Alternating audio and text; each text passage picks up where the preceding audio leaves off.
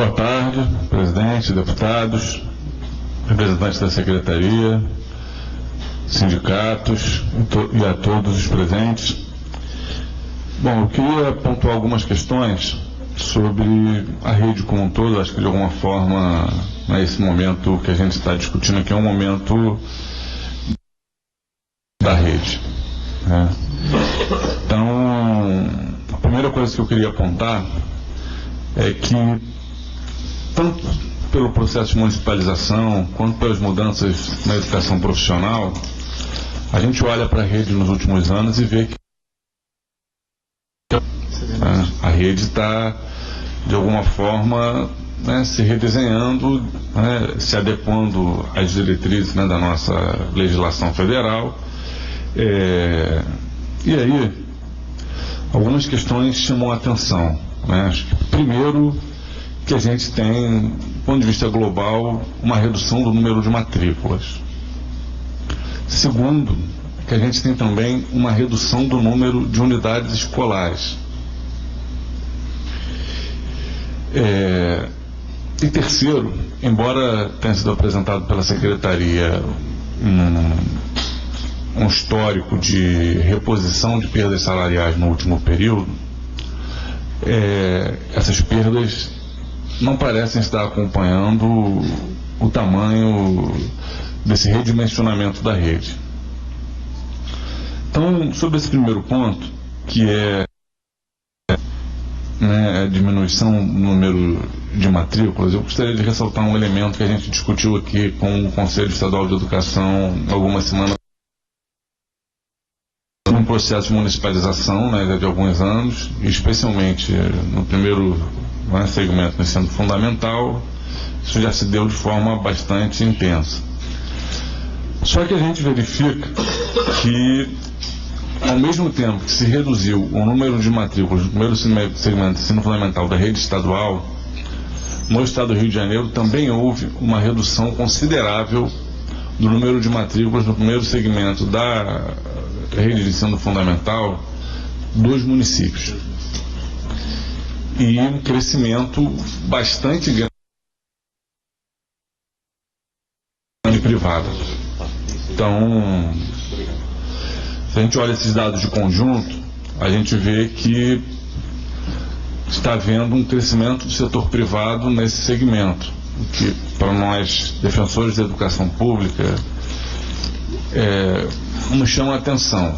E também, enquanto legisladores, e no caso aqui dos representantes da Secretaria, gestores, nos parece que é importante haver um estudo sobre essa mudança no perfil da rede. A gente está falando aqui, entre 2009 e 2013, de uma redução de matrículas na rede estadual, de 73 mil na rede municipal, e um aumento de 76 mil na rede privada, no âmbito estadual. Isso é um elemento que contribui com esse redesenho.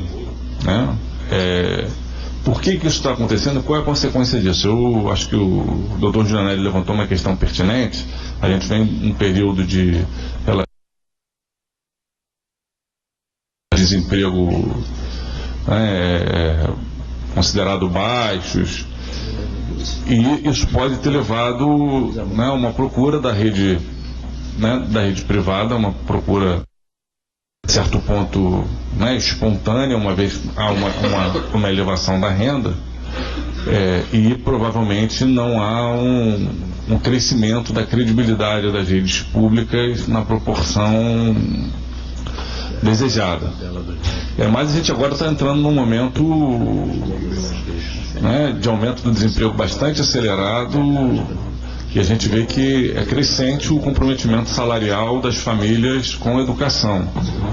Então, para além do indesejado crescimento do setor privado, a gente tem uma preocupação com agora, num processo de recessão, um processo de redução no poder de compra das famílias, do aumento do desemprego, a rede não está preparada para absorver um crescimento da demanda pela educação pública. Então, gostaria de essa questão do dimensionamento da rede. Quantas escolas foram fechadas, se há um mapeamento sobre isso. A gente sabe, né, populacional, na nossa pirâmide demográfica, uma estabilização do processo, né, de crescimento demográfico, mas o crescimento da rede privada está mostrando que essa mudança no nosso perfil demográfico não explica sozinho, né, de forma alguma, a diminuição das matrículas da rede pública como um todo, em especial da rede estadual. Não, isso é uma questão que eu acredito que a Secretaria de Educação tem que discutir, tem que apresentar aqui para essa casa uma avaliação, né, sobre isso e um planejamento que a gente considera que a gente pode estar caminhando para um gargalo na questão da oferta de vagas na rede pública nos próximos anos, se houver essa reversão fluxo que foi para a rede privada, se houver uma reversão para a rede pública. Então, isso é um elemento que eu queria começar destacando como importante, né, na verdade, na nossa rede aqui no estado do Rio de Janeiro. Outra questão que queria destacar é que acho que a gente se acostumou aqui no Rio de Janeiro com uma rotatividade muito grande entre os profissionais da nossa rede estadual. Evidentemente que essa rotatividade tem muito a ver com condições de trabalho, um salário ainda muito baixo, algumas unidades, né, conflagradas problemas sociais que extrapolam o muro da escola, mas que chegam dentro da escola de uma forma muitas vezes violenta, as condições de trabalho como um todo, e dentro dessa situação, né, recente se agravou um elemento que é inacreditável. Sinceramente, eu não consigo encontrar uma definição, que é o problema das perícias médicas.